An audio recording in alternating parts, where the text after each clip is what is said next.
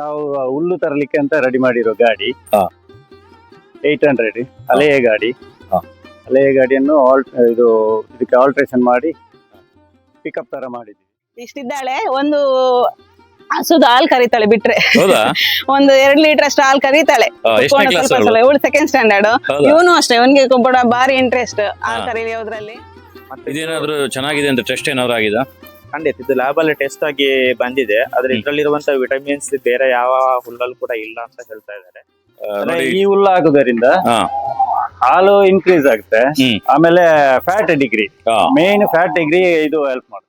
ಮಕ್ಕಳಿಗೆ ದುಡ್ಡಿನ ಅರಿವು ಆಗ್ಲಿ ಅನ್ನೋ ಕಾರಣಕ್ಕೋಸ್ಕರ ಒಬ್ರು ಒಂದು ಬಕೆಟ್ ಅಡಿಕೆ ಎತ್ತಿದ್ರೆ ಹ್ಮ್. 10 ರೂಪಾಯಿ ಮಾಡಿದ್ದೇವೆ. ಹ್ಮ್. ಸೊ ಒಂದು ಬಕೆಟ್ಗೆ 10 ರೂಪಾಯಿ ಆದ್ರೆ ಒಬ್ಳು ಒಂದು 10 ಬಕೆಟ್ ಎತ್ತಿದ್ದಾಳೆ, ಯಾವಾಗ್ಲಾದ್ರೂ ಆಗ್ಬೋದು. ಒಂದು ವಾರದಲ್ಲಿ ಅಷ್ಟು ಮಾಡಿದ್ದಾರೆ ಅಂದ್ರೆ 100 ರುಪೀಸ್ ಆಯ್ತು. ಇದಕ್ಕೆ ಒಂಟೆ ಅಂತ ಹೆಸರಿಟ್ಟಿದೆ. ನೋಡುವಾಗ ಒಂಟೆ ತರ ಕಾಣಿಸಲ್ಲ. ಓಹೋ, ನೋಡಿ ಸ್ನೇಹಿತರೆ, ಬೆನ್ನೆಲ್ಲ ಹೈಟ್ ಆಗಿ Height ಒಂಟೆ ರೀತಿಯಲ್ಲಿದೆ. ಎಷ್ಟು ಹಾಲು ಕೊಡ್ತಾ ಇದು? ಇದು 20 ಲೀಟರ್ ವರೆಗೂ.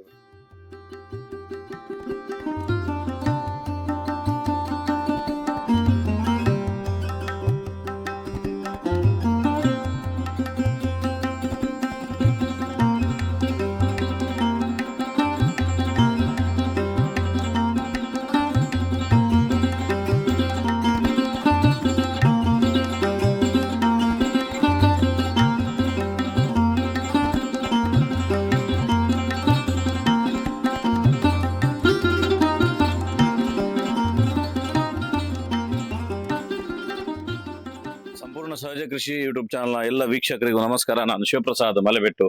ನಾನಿವತ್ತು ಬೆಳ್ತಂಗಡಿ ತಾಲೂಕಿನ ನಡ ಗ್ರಾಮದಲ್ಲಿದ್ದೇನೆ. ಗುರಿಪಾಳ್ಳ ಭಾಗದಲ್ಲಿರುವಂತಹ ಒಂದು ಗ್ರಾಮ. ಒಬ್ರು ಸತೀಶ್ರು ಅಂತ ಹೇಳಿ ನಮ್ಮ ಬೆಳ್ತಂಗಡಿ ತಾಲೂಕಿನವರೇ. ಸುಮಾರು 14 ವರ್ಷಗಳ ಕಾಲ ಆಟೋ ಓಡಿಸಿಕೊಂಡು ಕೆಲಸ ಮಾಡ್ತಾ ಇದ್ರು ಮಂಗಳೂರಲ್ಲಿ. ಅದನ್ನು ಬಿಟ್ಟು ಕೊರೋನಾದ ನಂತರ ಊರಿಗೆ ಬಂದು ಹೈನುಗಾರಿಕೆಯನ್ನು ಪ್ರಾರಂಭ ಮಾಡಿ ಸುಮಾರು ಒಂದು 20-25 ದನಗಳನ್ನು ಸಾಕಿಕೊಂಡು ಅತ್ಯುತ್ತಮವಾಗಿರುವಂತಹ ಹೈನುಗಾರಿಕೆಯನ್ನು ಮಾಡ್ತಾರೆ. ಎಮ್ಮೆಯನ್ನು ಕೂಡ ಸಾಕ್ತಾರೆ. ಅದರ ಜೊತೆಗೆ ಕಾಂಪೋಸ್ಟ್ ಗೊಬ್ಬರಗಳನ್ನು ಮಾಡುವಂಥದ್ದು, ಸಮಗ್ರ ಕೃಷಿಯನ್ನು ಮಾಡುವಂಥದ್ದು, ಇಂಥದ್ದೆಲ್ಲವೂ ಕೂಡ ತುಂಬಾ ಸೂಪರ್ ಆಗಿ ಮಾಡ್ತಾ ಇದ್ದಾರೆ. ಅವರು ಹೇಗೆ ಅದರಲ್ಲಿ ಯಶಸ್ವಿ ಆದ್ರು, ಮತ್ತೆ ಅವರ ಹಟ್ಟಿಯ ಒಂದಷ್ಟು ಸಂಗತಿಗಳು, ದನಗಳು, ಇದೆಲ್ಲ ತಿಳಿಸುವಂತ ಪ್ರಯತ್ನವನ್ನು ಮಾಡ್ತೇನೆ. ಸತೀಶ್ ನಮಸ್ಕಾರ. ನಮಸ್ಕಾರ. ಈಗ ಸಿಟಿಗಳಲ್ಲೆಲ್ಲ ಆಟೋ ಓಡಿಸ್ಕೊಂಡಿದ್ದವ್ರು ಒಂದ್ ಲೆಕ್ಕದಲ್ಲಿ ನೋಡಿದ್ರೆ ಸ್ವಲ್ಪ ಕಂಫರ್ಟ್ ಅಂತ ಹೇಳಿ ಪೇಟೆಯಲ್ಲಿ ಕೆಲಸ ಮಾಡುವಂಥದ್ದು, ಸಂಪಾದನೆ ಮಾಡುವಂಥದ್ದು, ಅದನ್ನೆಲ್ಲ ಬಿಟ್ಟು ಈಗ ಊರಿಗೆ ಬಂದು ನೀವು ಹೈನುಗಾರಿಕೆಯನ್ನು ಮಾಡ್ತಿದ್ರಿ. ಎಷ್ಟು ವರ್ಷದಿಂದ ಮಾಡ್ತಿದ್ರಿ ಮತ್ತು ಯಾವ ಕಾರಣಕ್ಕೋಸ್ಕರ ನೀವು ಆಟೋ ಬಿಟ್ಟು ಇದನ್ನು ಪ್ರಾರಂಭ ಮಾಡಿದ್ರಿ? ನಾನು ಸುಮಾರು 6 ವರ್ಷದಿಂದ ಮಾಡ್ತಾ ಇದ್ದೀನಿ. ಹಾ. ಅಂದ್ರೆ ಆಟೋದಲ್ಲಿ ಕಿರಿಕಿರಿ ಜಾಸ್ತಿ, ಇಲ್ಲಿ ನೆಮ್ಮದಿ ಜೀವನ ಮಾಡಬಹುದು ಅನ್ನೋ ಉದ್ದೇಶದಿಂದ ಮೊದಲಿನಿಂದಲೂ ನಮ್ಮ ಮನೆಯಲ್ಲಿ ಹಾ. ಅಮ್ಮ ಒಂದು ಹಸು ಸಾಕ್ತಾ ಇದ್ರು. ಹಾ. ಅದನ್ನು ನೋಡಿ ಕಲ್ತಿದ್ದೆ. ಅಮ್ಮನ ಜೊತೆ ಕೆಲಸ ಮಾಡ್ತಾ ಇದ್ದೆ. ಅಮ್ಮನ ಜೊತೆ. ಹೌದು. ಈಗ ಎಷ್ಟು ಹಸುಗಳಿದೆ ನಿಮ್ಮ ಹತ್ರ? ನಮ್ಮ ಹತ್ರ ಈಗ ಒಂದು 15 ಹಸು. ಇದು ನಾನು ಸ್ಟಾರ್ಟ್ ಮಾಡುವಾಗ ಮೊದಲು ತಗೊಂಡಿರುವ ಹಸು. ಇದರಿಂದ ಈಗ 15 ಹಸುಗಳು. ಇದಕ್ಕೆ ಎಷ್ಟು ವರ್ಷ ಆಗಿದೆ? ಇದಕ್ಕೊಂದು 7 ವರ್ಷ ಆಗಿದೆ. 7 ವರ್ಷ ಆಗಿದೆ. ಎಷ್ಟು ಹಾಲು ಕೊಡ್ತದೆ ಇದು? ಇದು 9 ರಿಂದ 10 ಲೀಟರ್. ಏನು ಹೆಸರಿಟ್ಟಿದ್ರಿ ಇದಕ್ಕೆ? ಅದಕ್ಕೆ ಭೂಮಿಕಾ ಅಂತ ಹೆಸರು. ಭೂಮಿಕಾ ಅಂತ ಹೇಳಿ. ಪ್ರತಿಯೊಂದು ದನಗಳಿಗೆ ಹೆಸರುಗಳಿದೆಯಾ? ಹೆಸರಿದೆ. ಇದು ಲಕ್ಷ್ಮಿ ಅಂತ. ಹಾ. ಇದೊಂದು 18 ಲೀಟರ್ ಹಾಲು ಕೊಡ್ತದೆ. HF. ಇದು HF. ಹಾ. ಇದು 24 ಲೀಟರ್ ವರೆಗೆ ನಾನು ಹಾಲು ಕರೆದಿದ್ದು. ಸ್ಪರ್ಧೆಗೆ ಒಂದು ಸಲ ಭಾಗವಹಿಸಿದ್ದೀನಿ. ಹಾ. ಅಲ್ಲಿ ನಮ್ಗೆ ಅದೇ 19.5 ಲೀಟರ್ ಸಿಕ್ಕಿದೆ. ಎಷ್ಟನೇ ಪ್ಲೇಸ್ ಬಂದಿತ್ತು ನಮ್ಮ ತಾಲೂಕಲ್ಲಿ? 6ನೇ ಪ್ಲೇಸ್ ಬಂದಿದೆ. ಇದು ಜರ್ಸಿ ಕ್ರಾಸ್. ಇದು ನಮ್ಮ ಮನೆಯಲ್ಲಿ ಆಗಿರುವ ಹಸು. ಇದು ಮನೆಯಲ್ಲಿ ಹುಟ್ಟಿರುವಂತ. ಇದೊಂದು 9 ಲೀಟರ್ ವರೆಗೆ ಕೊಡುತ್ತೇನೆ. ಅಲ್ಲ, ಇದು ಸ್ವಲ್ಪ ಮುಖ ನಾಟಿ ಹಸುವಿನ ಆಗಿದೆ ಅಲ್ಲ? ಇದು ಸಾಯಿವಾಲ ಕ್ರಾಸ್. ಇದೊಂದು 14 ಲೀಟರ್ ವರೆಗೆ ಕೊಡುತ್ತೆ. ಇದು ಈಗ ಕೊಡ್ತಾ ಇದೆಯಾ? ಇವಾಗ ಇಲ್ಲ, ಇದು ಗಬ್ಬ. ಏನ್ ಹೆಸರು ಇದಕ್ಕೆ? ಇದು ಸಾಯಿ ಪಲ್ಲವಿ ಅಂತ. ಸಾಯಿ ಪಲ್ಲವಿ ಅಂತ. ಸಾಯಿವಾಲ ಅಂತ ನೆನಪಿರ್ಲಿ ಅಂತ ಹೇಳಿ. ಸಾಯಿ ಪಲ್ಲವಿ ಅಂತ ಹೇಳಿ ಕೇರಳದಲ್ಲಿ ಫಿಲಂ ಇಟ್ಟಿದಾರಲ್ಲ, ಗೋವಿಗೆ ಸಾಯಿ ಪಲ್ಲವಿ ಅಂತ ಇಟ್ಟಿದ್ರಲ್ಲ. ಇದಕ್ಕೆ ಒಂಟೆ ಅಂತ ಹೆಸರಿಟ್ಟಿದೆ. ನೋಡುವಾಗ ಒಂಟೆ ತರ ಕಾಣಿಸಲ್ಲ. ಓಹೋ, ನೋಡಿ ಸ್ನೇಹಿತರೆ, ಬೆನ್ನೆಲ್ಲ ಹೈಟ್ ಆಗಿ ಒಂಟೆ ರೀತಿಯಲ್ಲಿದೆ. ಎಷ್ಟು ಹಾಲು ಕೊಡ್ತದೆ ಇದು? ಇದು 20 ಲೀಟರ್ ವರೆಗೆ ಬರುತ್ತೆ. ಇದು ಗೀರ್ ಕ್ರಾಸ್. ಒಂದು 6 ರಿಂದ 7 ಲೀಟರ್ ಕೊಡುತ್ತೆ ಅಷ್ಟೇ. ಒಟ್ಟು ಎಷ್ಟು ಹಾಲು ಸಿಗ್ತದೆ ನಿಮ್ಗೆ ಒಟ್ಟಾರೆಯಾಗಿ? ನಾನು 100 ಲೀಟರ್ ವರೆಗೆ ಹಾಲು ಹಾಕಿದ್ದೀನಿ ಈ ಸೀಸನ್ ಅಲ್ಲಿ. 110 ಲೀಟರ್ ವರೆಗೆ ಹಾಕಿದ್ದೀನಿ. ದನವನ್ನೆಲ್ಲ ಸಾಕ್ಬೇಕು ಅಂತ ಹೇಳಿದ್ರೆ ಅದರಲ್ಲಿ ಪ್ರಮುಖವಾಗಿ ಫುಡ್ ವೆರಿ ಇಂಪಾರ್ಟೆಂಟ್.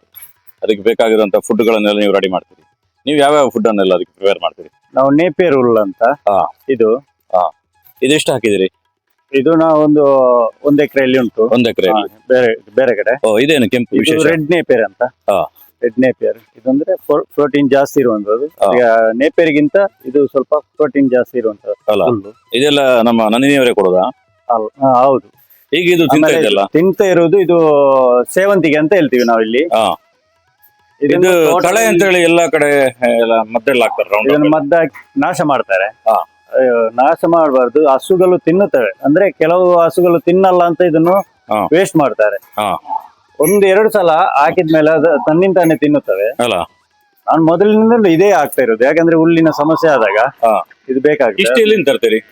ನಾವು ಬೇರೆಯವರ ತೋಟದಲ್ಲಿ ಅಲ್ಲ. ತಗೊಂಡ್ಬರ್ತೀವಿ. ಹಾ.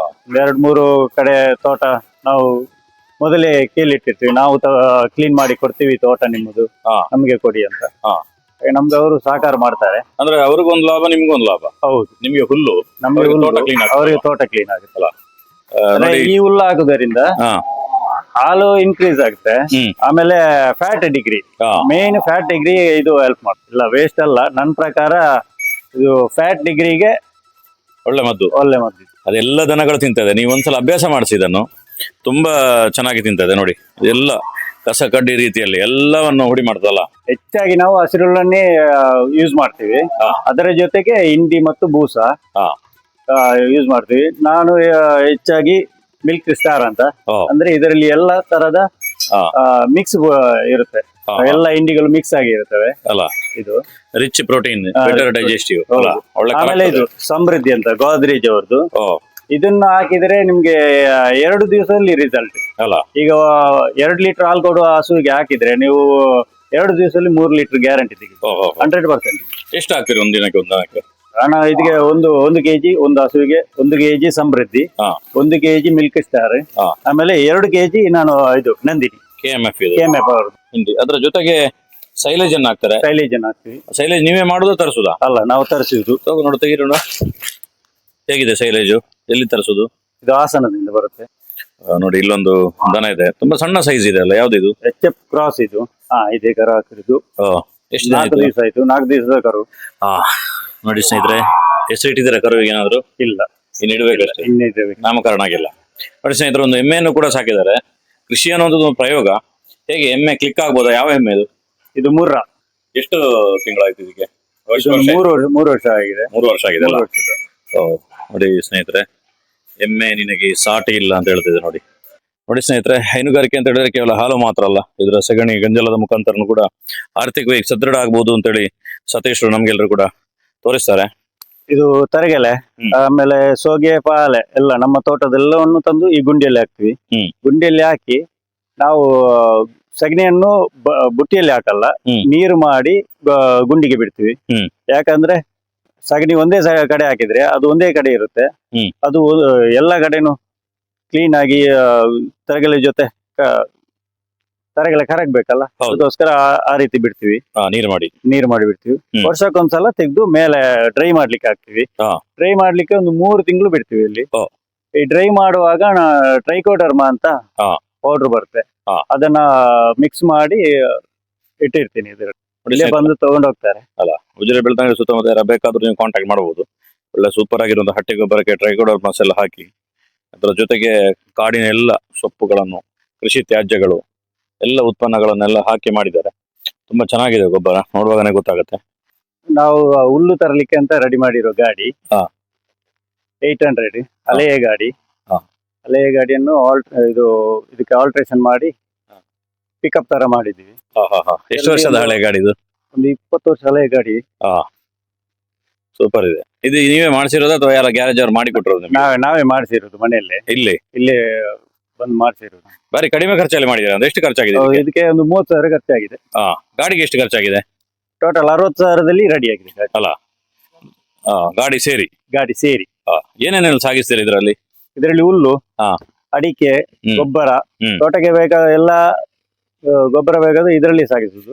ನಮ್ಗೆ ಬೇಕಾಗಿರೋದು 10 ಕ್ವಿಂಟಲ್ ವರೆಗೆ ಎಲೆ ಇರ್ತದೆ. ನಾನು 20 ಕಟ್ಟು ಹುಲ್ಲು ಹಾಕೊಂಡು ಬರ್ತೀನಿ ಇದರ ಮೇಲೆ. ಅಲ್ಲ, ಹೌದು. ಅಂದ್ರೆ 10 ಕ್ವಿಂಟಲ್ ಮೇಲೆ ಟೈರ್ ಎಲ್ಲ ದೊಡ್ಡದು ಹಾಕಿರೋದು. ಕರೆಕ್ಟ್. ನೋಡಿ ಸ್ನೇಹಿತರೆ, ತುಂಬಾ ಸೂಪರ್ ಆಗಿರುವಂತ ಒಂದು 800 ಹಳೆಯ ಕಾರು. ಮನೆಗೆ ಬೇಕಾದಾಗೆ ಅದನ್ನು ಪ್ಲಾನ್ ಮಾಡಿ ತುಂಬಾ ಚೆನ್ನಾಗಿ ಮಾಡಿದ್ದಾರೆ. ಸ್ನೇಹಿತರೆ, ಕೃಷಿ ಅಂತ ಹೇಳಿದ್ರೆ ಒಬ್ರು ಮಾಡುವಂತದ್ದಲ್ಲ, ಇಡೀ ಫ್ಯಾಮಿಲಿ ಸೇರಿ ಮಾಡುವಂತದ್ದು. ನಮ್ ಜೊತೆ ಸತೀಶ್ ಅಣ್ಣ ಅವರ ಫ್ಯಾಮಿಲಿ ಇದೆ.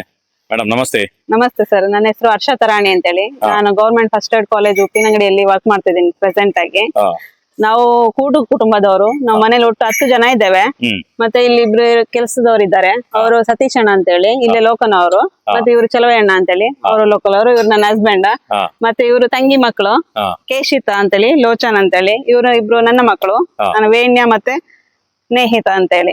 ಎಲ್ಲಿ ಸ್ಕೂಲ್ಗೆ ಹೋಗ್ತಿದ್ದಾರೆ? ಇವರಿಬ್ರು STM ಅಲ್ಲಿ 4 ಜನ ಕೂಡ STM ಅಲ್ಲಿ CBSE ಇದ್ರಲ್ಲಿ ಹಾಕಿದೆ, ಬೋರ್ಡಿಗೆ ಹಾಕಿದೆ. ನೀವೆಲ್ಲಿ ಕೆಲಸ ಮಾಡ್ತಿದ್ದೀರಿ? ನಾನು ಉಪ್ಪಿನಂಗಡಿ ಕಾಲೇಜ್, ಡಿಗ್ರಿ ಕಾಲೇಜ್ ಅಲ್ಲಿ ವರ್ಕ್ ಮಾಡ್ತಾ ಇದ್ದೇನೆ. ನಾನು ಒಂದು 15 ವರ್ಷದಿಂದ ವರ್ಕ್ ಮಾಡ್ತಿದ್ದೇನೆ. ಫಸ್ಟ್ ಗೆ ಪ್ರಸನ್ನ ಕಾಲೇಜ್ ಅಲ್ಲಿ ವರ್ಕ್ ಮಾಡಿದ್ದೇನೆ ಫಸ್ಟ್ ವರ್ಷ. ಅದಾದ್ಮೇಲೆ ನಾನು ಉಪ್ಪಿನಂಗಡಿ ಮತ್ತೆ ಇದ್ರಲ್ಲಿ ಕುಂಜಲಟ್ಟೆ ಕಾಲೇಜ್ ಅಲ್ಲಿ ವರ್ಕ್ ಮಾಡ್ತಿದ್ದೇನೆ. ನಾನು ಕಾಮರ್ಸ್ ಸಬ್ಜೆಕ್ಟ್ ಅಲ್ಲಿ ವರ್ಕ್ ಮಾಡ್ತಿದ್ದೇನೆ. ಅಕೌಂಟ್ಸ್, ಟ್ಯಾಕ್ಸ್ ಟೀಚ್ ಮಾಡ್ತಾ ಇದ್ದೇನೆ. ಬೆಳಗ್ಗೆ ನಾವು ಒಂದು 4:15 ಗಂಟೆಗೆ ಸ್ಟಾರ್ಟ್ ಆಗ್ತದೆ ಕೆಲಸ. ಇಲ್ಲಿ ಹಸುದು ಕೆಲಸ. ಹಾಲು ಕರೀಲಿಕ್ಕೆ ಅಂತೇಳಿ ಇವ್ರ ಜೊತೆಗೆ ಸಹಾಯ ಮಾಡ್ಲಿಕ್ಕೆ ಬರ್ತೇವೆ. ಅದೆಲ್ಲ ಮಾಡಿ ಒಂದು 5:45, 6 ಗಂಟೆ ಆಗುವಾಗ ನಮ್ಮ ಕೆಲಸ ಮುಗಿತದೆ. ಮತ್ತೆ ಅಡಿಗೆ ಕೆಲ್ಸಕ್ಕೆ ಹೋಗ್ತೇವೆ. ಅಡಿಗೆ ಎಲ್ಲ ಮಾಡಿ ಮಕ್ಕಳಿಗೆಲ್ಲ ಬಾಕ್ಸಿಗೆ ಹಾಕ್ಬೇಕು, ನಾವು ತಗೊಂಡೋಗ್ಬೇಕು. ಆಲ್ಮೋಸ್ಟ್ ಅಲ್ಲಿ ಎಲ್ಲರೂ ನಾವು ವರ್ಕಿಂಗ್ ಆಗಿರೋದ್ರಿಂದ ಹಾಗೆ ಎಲ್ಲ ಕೆಲಸ ಮುಗಿಸಿ ಹೋಗೋಷ್ಟೊಳಗೆ ನಾವು 7:45 ಗೆ ಒಂದು ಬಸ್ ಬರ್ತದೆ ಇಲ್ಲಿಂದಾನೆ. ನಮ್ಗೆ ಪುತ್ತೂರಿಗೆ ಒಂದು ಬಸ್ ಉಂಟು. ಅದ್ರಲ್ಲಿ ನಾವು ಕರೆಕ್ಟ್ ಟೈಮ್ಗೆ ರೀಚ್ ಆದ್ರೆ ಮಾತ್ರ ನಮ್ಗೆ ಕ್ಲಾಸ್ ಅಟೆಂಡ್ ಮಾಡ್ಲಿಕ್ಕೆ ಆಗ್ತದೆ, ಇಲ್ಲಾಂದ್ರೆ ಡಿಲೇ ಆಗ್ತದೆ. ಸೊ ಅದಕ್ಕೋಸ್ಕರ ನಮ್ಮ ಟೈಮ್ ಟೇಬಲ್ ಅನ್ನ ನಾವು 4:30 ಗೆ 4 o'clock ಸೆಟ್ ಮಾಡ್ಕೊಂಡಿದ್ದೇವೆ. ರೆಗ್ಯುಲರ್ ಆಗಿ ಅದಕ್ಕೆ ವರ್ಕ್ ಮಾಡ್ತಾ ಇರ್ತೇವೆ. ಮತ್ತೆ ಸ್ವಲ್ಪ ಎನರ್ಜಿ ಕಡಿಮೆ ಆಗ್ತದೆ ಅಂತೇಳಿ ನಾವು ಎಳ್ಳು ಜ್ಯೂಸ್ ಮಾಡ್ತೇವೆ ಬೆಳಗ್ಗೆ. ಒಂದು ಎಳ್ಳುಗೆ ಬೆಲ್ಲ ಹಾಕಿ, ಅದು ಎರಡೂ ಕೂಡ ಎನರ್ಜಿ ಇರೋದು. ಬೆಲ್ಲ ಹಾಕಿ ಎಳ್ಳು ಜ್ಯೂಸ್ ಮಾಡಿ ಮತ್ತೆ ಎಲ್ಲರಿಗೆ ಮಕ್ಕಳಿಗೆ ಎಲ್ಲರಿಗೂ ಅದೇ ಕೊಡ್ತೇವೆ. ಅಂದ್ರೆ ಸ್ವಲ್ಪ ದೂರ ಮಕ್ಕಳಿಗೆ ಕೆಲವು ಹೆಲ್ದಿ ಫುಡ್ ಗಳಂದ್ರೆ ಸ್ವಲ್ಪ ದೂರ ಇರೋದು ಜಾಸ್ತಿ. ಬಟ್ ನಾವು ಅಭ್ಯಾಸ ಮಾಡಿಸ್ಬೇಕು ಅನ್ನೋ ಕಾರಣಕ್ಕೋಸ್ಕರ ಅವ್ರಿಗೆ ರೆಗ್ಯುಲರ್ ಆಗಿ ಎಳ್ಳು ಜ್ಯೂಸ್ ಕೊಡುವಂತದ್ದು, ಮತ್ತೆ ಈಗ ಬೇರೆ ಬೇರೆ ಫ್ರೂಟ್ಸ್ ಜ್ಯೂಸ್ ಗಳನ್ನ ಕೊಡಿಸಿ ಅಭ್ಯಾಸ ಮಾಡ್ತೀವಿ. ಮತ್ತೆ ಬಾಕ್ಸಿಗೆ ಕೂಡ ಅಂದ್ರೆ ಸ್ನಾಕ್ಸ್ ಗೆ ಜಂಕ್ ಫುಡ್ ಗಳನ್ನ ಕೊಡುವುದಿಲ್ಲ ನಾವು. ಫ್ರೂಟ್ಸ್ ಗಳನ್ನು ಕೊಡುವಂತದ್ದು ನಾವು ಆದಷ್ಟು ಮನೆಯಲ್ಲೇ ಬೆಳೆದಿ ಫ್ರೂಟ್ಸ್ ಗಳನ್ನು ಕೊಡ್ಬೇಕು ಅನ್ನೋ ಅಭ್ಯಾಸ ಮಾಡ್ಕೊಂಡಿದ್ದೇವೆ. ಮತ್ತೆ ಇದು ತರಕಾರಿಗಳನ್ನು, ವೆಜಿಟೇಬಲ್ ಗಳನ್ನು ಅಷ್ಟೇ ಆದಷ್ಟು ಮನೆಯ ತರಕಾರಿಗಳು ಒಳ್ಳೇದು ಅಂತೇಳಿ ಬೇರೆ ತರಕಾರಿಗಳಿಗೆ ಕಂಪೇರ್ ಮಾಡಿದ್ರೆ. ಅದನ್ನು ನಾವು ರೆಗ್ಯುಲರ್ ಆಗಿ ಪ್ರಾಕ್ಟೀಸ್ ಮಾಡ್ಬೇಕು. ಮಕ್ಕಳಿಗೆ ಕೂಡ ಪರಿಸರ ಸ್ನೇಹಿ ವಿಷಯವನ್ನ ಕಲಿಸ್ಬೇಕು ಅಂತ ಇದ್ದೇವೆ. ಮತ್ತೆ ಪ್ರತಿಯೊಬ್ರು ಕೂಡ, ಇವಳು ಅಷ್ಟೇ ಇಷ್ಟಿದ್ದಾಳೆ, ಒಂದು ಹಸುದು ಹಾಲ್ ಕರೀತಾಳೆ ಬಿಟ್ರೆ. ಒಂದು 2 ಲೀಟರ್ ಅಷ್ಟು ಹಾಲ್ ಕರೀತಾಳೆ. ಇವಳು 2nd ಸ್ಟ್ಯಾಂಡರ್ಡ್. ಇವನು ಅಷ್ಟೇ, ಇವನ್ಗೆ ಕೂಡ ಭಾರಿ ಇಂಟ್ರೆಸ್ಟ್ ಹಾಲ್ ಕರೀಯೋದ್ರಲ್ಲಿ. ಇವರು ಇದು ಮಕ್ಕಳು ಇದು ಸಂಡೆ ಎಲ್ಲ ಸಿಕ್ಕಿದ್ರೆ ಹಸು ತೊಳಿಲಿಕ್ಕೆಲ್ಲ ಹೆಲ್ಪ್ ಮಾಡ್ತಾ ಹೋಗ್ತಾರೆ. ಅವ್ರಿಗೆ ಅದೇ ಇದ್ರಲ್ಲಿ ಸ್ವಲ್ಪ ನಾವು ಅಂದ್ರೆ ದೊಡ್ಡವರು ಮಾಡೋದ್ರಿಂದ ಮಕ್ಕಳಿಗೆ ಕೂಡ ಅದರ ಏನಾಗ್ತದೆ, ಇಂಟ್ರೆಸ್ಟ್ ಕ್ರಿಯೇಟ್ ಆಗ್ತದೆ. ನಾವು ಮೊಬೈಲ್ ಇಟ್ಕೊಂಡು ಕೂತ್ರೆ ಮಕ್ಕಳು ಕೂಡ ಮೊಬೈಲ್ ಇಟ್ಕೊಂಡು ಕೂತ್ಕೊಂತಾರೆ. ಸೊ ಆದ ಕಾರಣ ಮಕ್ಕಳಿಗೆ ಈ ತರದ ಕೆಲಸಗಳು. ಮತ್ತೆ ನಾವೇನ್ ಮಾಡಿದ್ದೇವೆ ಅಂದ್ರೆ ಮಕ್ಕಳಿಗೆ ದುಡ್ಡಿನ ಅರಿವು ಆಗ್ಲಿ ಅನ್ನೋ ಕಾರಣಕ್ಕೋಸ್ಕರ ಒಬ್ರು 1 ಬಕೆಟ್ ಅಡಿಕೆ ಎತ್ತಿದ್ರೆ 10 ರೂಪಾಯಿ ಮಾಡಿದ್ದೇವೆ. ಸೊ 1 ಬಕೆಟ್ಗೆ 10 ರೂಪಾಯಿ ಆದ್ರೆ ಒಬ್ಳು ಒಂದು 10 ಬಕೆಟ್ ಎತ್ತಿದ್ದಾಳೆ, ಯಾವಾಗ್ಲಾದ್ರೂ ಆಗ್ಬೋದು. ಒಂದು ವಾರದಲ್ಲಿ ಅಷ್ಟು ಮಾಡಿದ್ದಾರೆ ಅಂದ್ರೆ 100 ರೂಪೀಸ್ ಆಯ್ತು.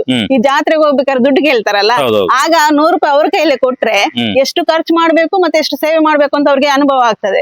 ಇಲ್ಲಾಂದ್ರೆ ಏನ್ ಮಾಡ್ತಾರೆ, ನಾವು ಜಾತ್ರೆ ಕರ್ಕೊಂಡು ಹೋದ ತಕ್ಷಣ ಎಲ್ಲ ಬೇಕಂತ ಕೇಳಲಿಕ್ಕೆ ಸ್ಟಾರ್ಟ್ ಮಾಡ್ತಾರೆ. ಸೊ ಈಗ ಅವರಿಗೆ ಸ್ವಲ್ಪ ದುಡ್ಡಿನ ಬಗ್ಗೆ ಅನುಭವ ಆಗ್ತಾ ಇದೆ. ಸೊ ಆದ ಕಾರಣ ಸಂಡೆ ಆಗ್ಬೇಕಾದ್ರೆ ಟೈಮ್ ವೇಸ್ಟ್ ಮಾಡ್ಲಿಕ್ಕೆ ನೋಡುದಿಲ್ಲ. ಅಟ್ಲೀಸ್ಟ್ ಒಂದು ದಿವಸ ಆದ್ರೂ ಬಂದು ಅಡಿಕೆ ತೆಗಿಲಿಕ್ಕೆಲ್ಲ ಟ್ರೈ ಮಾಡ್ತಾ ಹೋಗ್ತಾರೆ. ನೀವು ಕೇವಲ ಕಾಮರ್ಸ್ ಪಾಠ ಮಾಡ್ತಿಲ್ಲ ಮೇಡಮ್, ನೀವು ಬದುಕಿನ ಪಾಠ ಮಾಡ್ತಿದ್ದ ಅನ್ಸುತ್ತೆ. ಯಾಕೆಂದ್ರೆ ಒಂದು ರಿಲೇ ರೀತಿಯಲ್ಲಿ ನಿಮ್ಮ ಜೀವನ ಇರುವಂತದ್ದು. ಬೆಳಿಗ್ಗೆ ನೀವು ಕೆಲಸ ಶುರು ಮಾಡಿದ್ಮೇಲೆ ಕಾಲೇಜ್ಗೆ ಹೋಗೋರಿಗೆ ಕಂಟಿನ್ಯೂ ಆಗಿ ಬೇರೆ ಬೇರೆ ರೀತಿ ಕೆಲಸಗಳು. ಅದರ ಜೊತೆಗೆ ಒಂದು 40 ಕಿಲೋಮೀಟರ್ ಆಗುತ್ತೆ ಇಲ್ಲಿಂದ. ಇಲ್ಲಿಂದ 40 1 ಅವರ್ 1.5 ಅವರ್ ಬೇಕು ಸರ್. ಮತ್ತೆ ಪುತ್ತೂರಿಗೆ ಬಸ್ಗಳು ತುಂಬಾ ಕಡಿಮೆ ಇರುವ ಕಾರಣ ನಮ್ಗೆ ಒಂದು ಬಸ್ ಮಿಸ್ ಆದ. ಈಗ 7:45 ಬಸ್ ಮಿಸ್ ಆದ್ರೆ ಅಲ್ಲಿಗೆ ರೀಚ್ ಆಗೋ, ಇಲ್ಲಿ 7:45ಗೆ, ಬಟ್ ಇದಕ್ಕೆ ಉಜ್ಜರಿಗೆ ರೀಚ್ ಆಗುವಾಗ 8, ಕಾಲೇಜ್ಗೆ ರೀಚ್ ಆಗುವಾಗ 9:15 ಆಗ್ತದೆ. 10 ನಿಮಿಷ ಟೈಮ್ ಅಲ್ಲಿ ನಾವು ರೀಚ್ ಆಗ್ಬೇಕು. ಮತ್ತೆ ತಮ್ ಕೊಡ್ಬೇಕು, ಫೇಸ್ ರೀಡಿಂಗ್, ಬಯೋಮೆಟ್ರಿಕ್ ಇದೆ, ತಮ್ಮ ಅಥವಾ ಫೇಸ್ ರೀಡಿಂಗ್ ಮಾಡ್ಬೇಕು. ಸೊ ಮತ್ತೆ ಈವ್ನಿಂಗ್ ಅಷ್ಟೇ ನಮ್ಗೆ 4 ಆಗುವಾಗ ಬಿಡ್ತಾರೆ. ಅಲ್ಲಿಂದ 4:30ಗೆ ಬಸ್. ಇಲ್ಲಿ ಬಂದು ರೀಚ್ ಆಗೋ 5:30, 6 o'clock ಆಗ್ತದೆ. 6:15 ಒಂದು ಬಸ್ ಉಂಟು, ಅದೇ ಒಂದು 6:30 ಆಗ್ತದೆ. ಹಾಗೆ ಬೆಳಗ್ಗೆ ಸ್ಟಾರ್ಟ್ ಆದ್ರೆ ಒಂದು 4:15ಗೆ, ಮತ್ತೆ ನಮ್ಮ ಈ ರೊಟೀನ್ ಕೆಲಸ 6:30ಗೆ ಮುಗಿತೆ. ಮತ್ತೆ ಸಂಜೆದ ಅಡಿಗೆ ಕೆಲಸ ಎಲ್ಲ ಆಗುವಾಗ ಒಂದು ಸರಿಯಾಗಿ 8 ಗಂಟೆ 8:15 ಅಷ್ಟೊಳಗೆ ಇದಾಗ್ತದೆ. ಬೇಗ ಮಲಗಿದ್ರೆ ಬೇಗ ಎದ್ದೇಳಲಿಕ್ಕೆ ಸಾಧ್ಯ. ನಾವು ತುಂಬಾ ಡಿಲೇ ಮಾಡಿದ್ರೆ ಅದೇ ಟಿವಿ ನೋಡ್ಕೊಂಡು ಅದೆಲ್ಲ ಮಾಡ್ಕೊಂಡು ತುಂಬಾ ಡಿಲೇ ಮಾಡಿದ್ರೆ ತುಂಬಾ ಲೇಟ್ ಆಗಿ ಎದ್ದೇಳ್ತದೆ. ನಮ್ಮ ಇದೆಲ್ಲ ತಪ್ತದೆ, ಟೈಮ್ ಟೇಬಲ್ ಎಲ್ಲ ತಪ್ತದೆ. ಸೊ ಆರೋಗ್ಯ ಚೆನ್ನಾಗಿರ್ಬೇಕಂದ್ರೆ ಸ್ವಲ್ಪ ಬೇಗ ಎದ್ದೇಳ್ಬೇಕು, ಮತ್ತೆ ಬೇಗ ಮಲಗಬೇಕು. ಬೇಕಂದ್ರೆ ಎಷ್ಟು ಗಂಟೆ ಮಲಗ್ತೀರಿ ನೀವೆಲ್ಲ? ನಾವೊಂದು 9:30 10 ಒಳಗೆ ಮಲಗ್ತೇವೆ. ಅಲ್ಲ ಬೆಳಗ್ಗೆ ಅಷ್ಟೊತ್ತಿಗೆ ಎದೊಳ್ಲಿಕ್ಕೆ ಸಾಧ್ಯ ಆಗ್ತದೆ. ಒಂದು 7 ಅವರ್ ಕರೆಕ್ಟ್ ನಿದ್ರೆ ಆಗ್ತದೆ. ಇಲ್ಲ ಅಂದ್ರೆ ನಮ್ಗೆ ನಿದ್ರೆ ಯಾವಾಗ ಲೇಟ್ ಆಗ್ತದೆ, ಸೊ ಅವಾಗ ಟೈಮ್ ಟೇಬಲ್ ಸರಿ ಫಾಲೋ ಮಾಡ್ಲಿಕ್ಕೆ ಆಗುದಿಲ್ಲ ಅಂತ.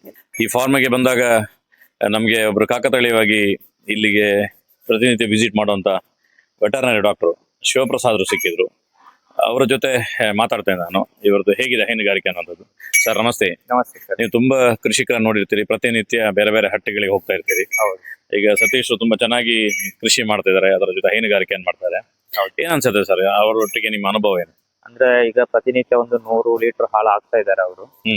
ಹಾಗೆ ಮುಂಚೆ ಸ್ವಲ್ಪ ಕಡಿಮೆ ಆಯ್ತು, ಈಗ ಸ್ವಲ್ಪ ಜಾಸ್ತಿ ಆಗಿದೆ, ಖುಷಿ ಆಗಿದೆ ರೈತರಿಗೆ. ಹಾಗೆ ಇಲ್ಲಿ ನಮ್ಮ ಈ BMC ಅಲ್ಲಿ ಹೈಯೆಸ್ಟ್ ಹಾಲು ಹಾಕೋರು ಇರುವಂತದ್ದು ಕನ್ಯಾಡಿಯಲ್ಲಿ. ಅಂದ್ರೆ ಹಿಂದೆ ಬಿಟ್ಟು ಕನ್ನಡಿಯಲ್ಲಿ ಅಲ್ವಾ? ಅಲ್ಲ, ಕನ್ಯಾಡಿ ಇದು ಜಯನಗರ ಅಂತ ಬರುತ್ತೆ ಇಲ್ಲಿ. ಜಯನಗರ ಇಲ್ಲ ಬಿಟ್ಟು ಬೇರೆ ಗ್ರಾಮ ಬರುತ್ತೆ. ಹಿಂದೆ ಬಿಟ್ಟು ಬೇರೆ ಗ್ರಾಮ ಬರುತ್ತಲ್ಲ. ನೀವು ಎಷ್ಟು ವರ್ಷದಿಂದ ಈ ಕೆಲಸ ಮಾಡ್ತಿದ್ದೀರಿ?